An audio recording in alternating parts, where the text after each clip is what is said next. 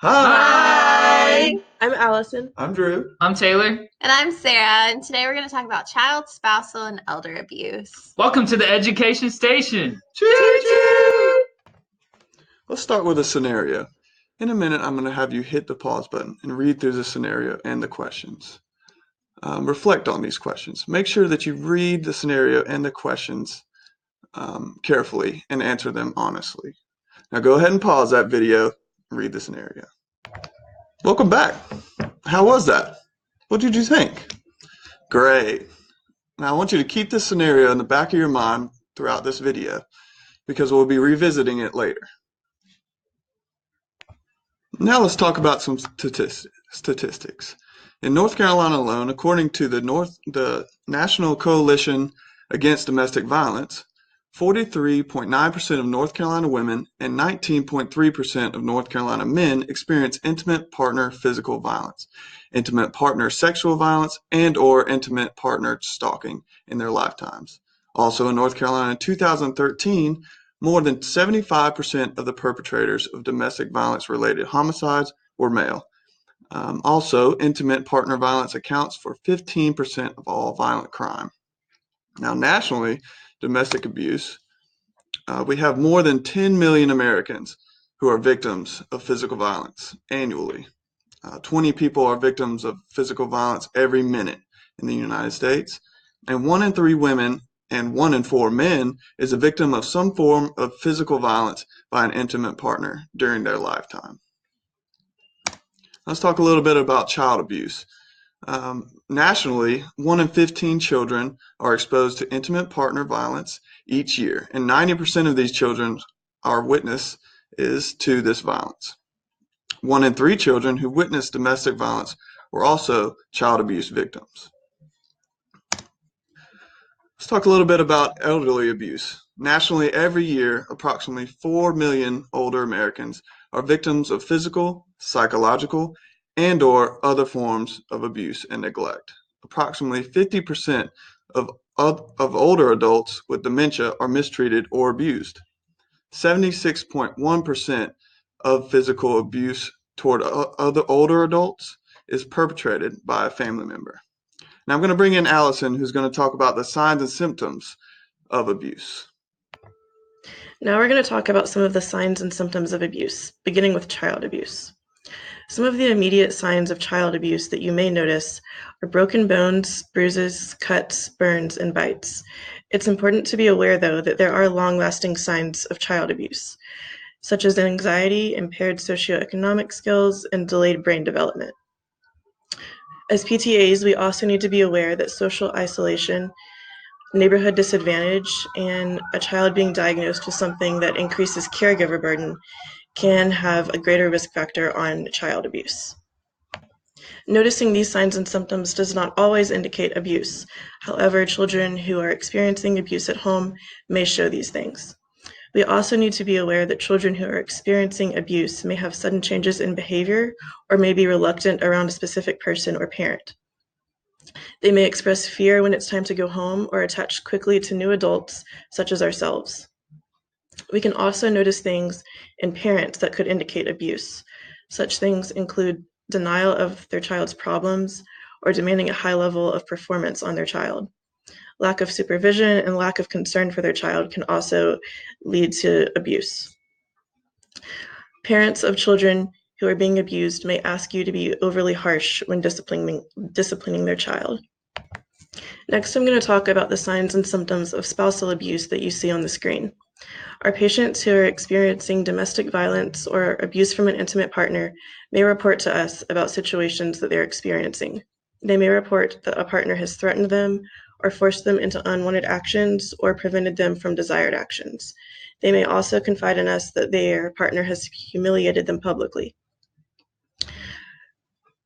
Risk factors for spousal abuse can include jealousy, conflict fights, economic stress, and isolation.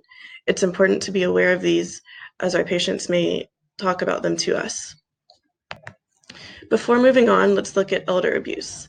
Before we look at the physical signs and symptoms of elder abuse, we need to note that the elderly population may be too ashamed to report mistreatment.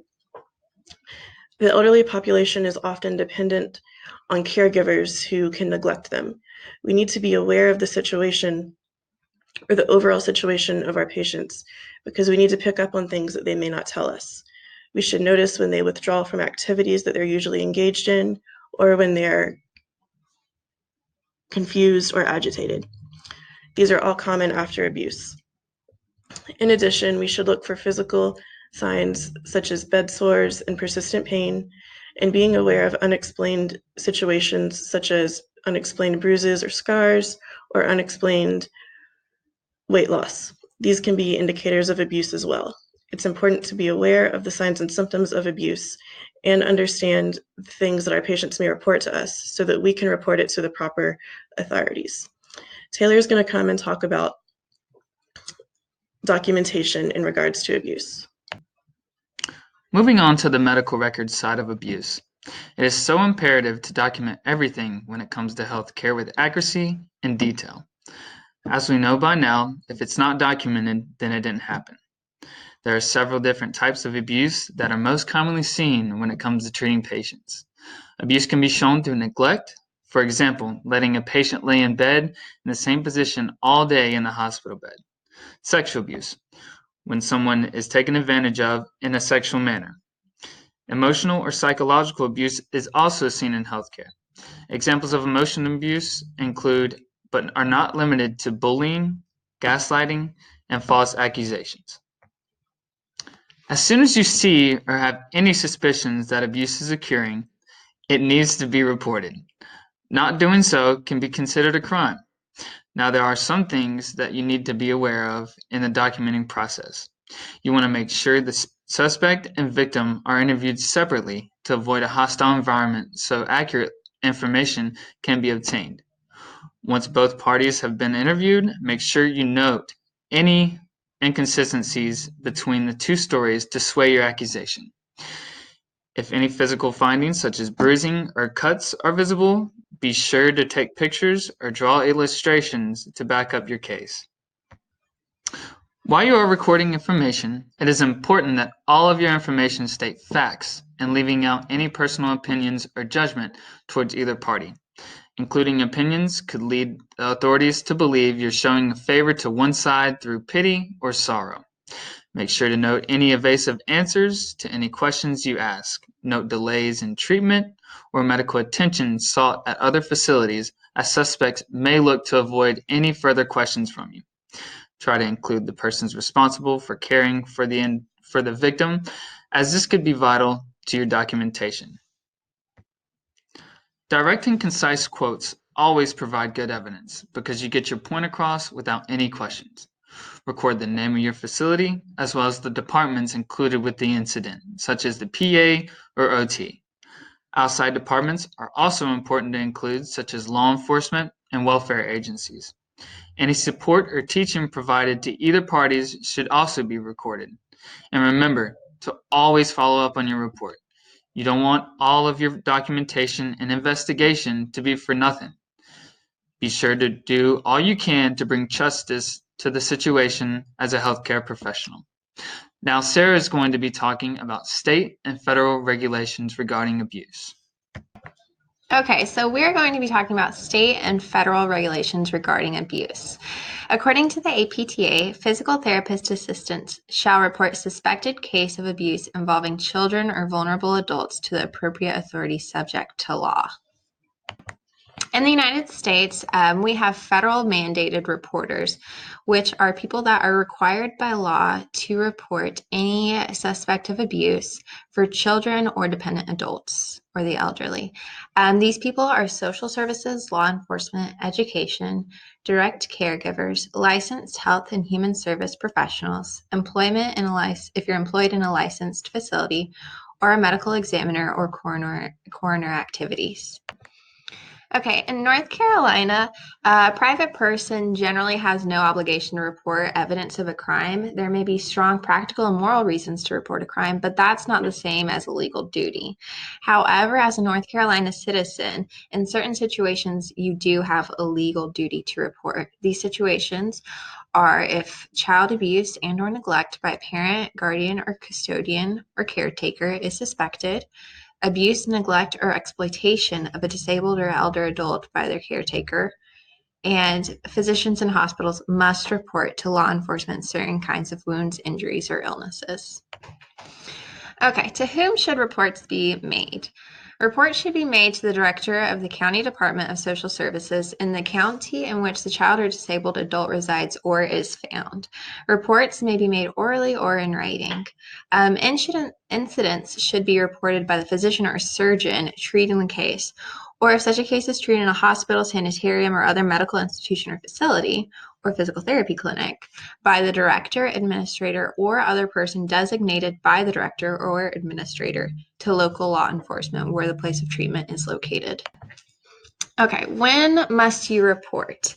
In North Carolina, it's required to report when you have any cause to suspect abuse. The standard is lower than the usual reasonable suspicion standard, which means if you have any cause to suspect that there's abuse happening, you must report it. Anytime that you have any cause to even suspect abuse, it's imperative that you report it, and there's no specific time to make the report, but as soon as possible is the safest course of action. Okay, so for the previous slides, all of those state and federal regulations were pertaining specifically to child and dependent adult abuse. Continuing with the elder abuse, we have certain people working with that population called ombudsmen. They serve as advocates for residents in nursing homes and adult care homes throughout North Carolina. They receive and investigate complaints made by or on behalf of long-term care residents and work for their resolution. It's not a regulatory agency, it's more of an advocacy program. So the ombudsmen do not investigate allegations of abuse, neglect, or exploitation. However, their role is to refer any necessary information pertaining to an allegation of abuse or neglect to the local authority, to the local county Department of Social Services Adult Protective Services Unit. Oh, God. Okay, our role as healthcare providers is a little bit different when it comes to domestic violence. There are separate obligations to report certain injuries to law enforcement, including firearm injuries, poisonings, wound caused by knives or other sharp instruments if a criminal act was involved, and grave bodily harm or grave illness if it appears that the injury resulted from a criminal act of violence. It's mandatory that as a healthcare provider, that these things are reported as abuse. However, during the visit, when it comes to domestic violence, a lot of times the type of disclosure that we normally will get pertaining to coercive behaviors would be more along the lines of emotional abuse, tactics used by a batterer to maintain power and control in a relationship, and reproductive and sexual coercion. And these behaviors and reports do not fall under the legal definitions of mandatory reporting statutes federally and in North Carolina. Therefore, there is no need to be reported to law enforcement. However, it's important that we follow the documentation that Taylor discussed earlier. Okay, here we've just included some resources for abuse. We have the National Domestic Hotline, which advocates and is available 24/7. It's important that we know about these and other resources that are available through our clinics or through the hospitals if we come across any person that falls under the categories of abuse. For us as student physical therapist assistants, it's important that we continue our education through continuing education. And there are several courses that you can take in recognizing and providing care for child abuse, elder abuse, and anything that falls under that. Okay, now let's revisit the scenario. Is there anything that you think you would do different? In just a second, I'm going to ask you to hit pause and reread the scenario and go back over those questions and see what you would do different. Okay. Okay. Wait. We hope you learned something and feel more prepared for these situations. Thanks for chatting with us. Thanks for joining us at the Education Station. See you next time.